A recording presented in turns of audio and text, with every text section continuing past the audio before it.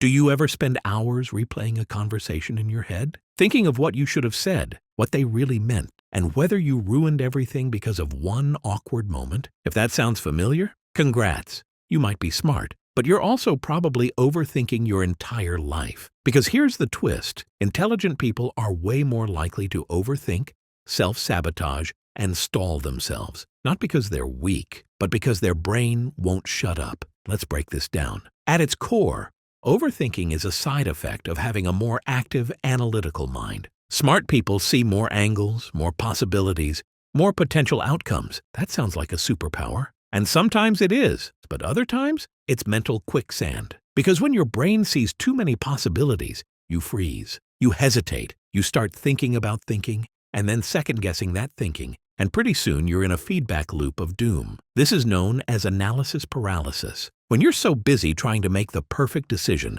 that you end up making no decision at all, and that's just the start. Smart people also tend to overthink because they fear failure more. Why?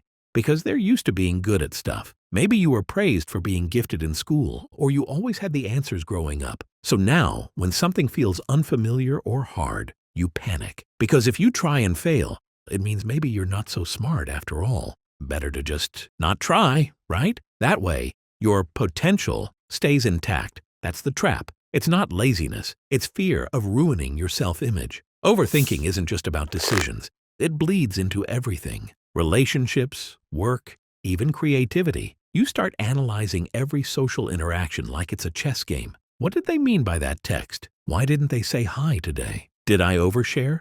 Undershare? Should I even be friends with them? Most people move on. Smart people replay that conversation for the next 3 weeks. And don't even get started on projects or ideas. Want to launch a business? Write a book? Start a YouTube channel? You'll think of every possible reason it could fail. The market's too saturated. You're not ready yet.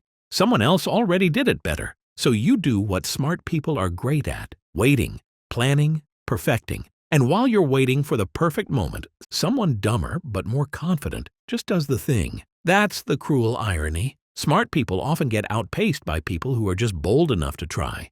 Because the truth is, you can't think your way to confidence. At some point, you have to act, even if it's messy, even if it's not perfect, even if you don't have all the answers. Now, this doesn't mean being smart is a curse, but it does mean you have to learn how to manage your own brain. Because your greatest gift, your mind, can also be your biggest enemy. So how do you fix it? Start by embracing imperfection. Let go of the need to be 100% certain before you move forward. Smart people are trained to seek the right answer. But in life, there usually isn't one. There's just the decision you make and what you do next. Second, limit your options. Seriously, give yourself fewer choices. Don't debate between 17 different strategies. Pick one and go. Don't rewrite that email 12 times. Send it. The best way to outthink overthinking is to force yourself to act before your brain talks you out of it. Finally, stop thinking you have to earn permission to begin. You don't need another book, another certification, or another sign from the universe. You're ready enough. And honestly,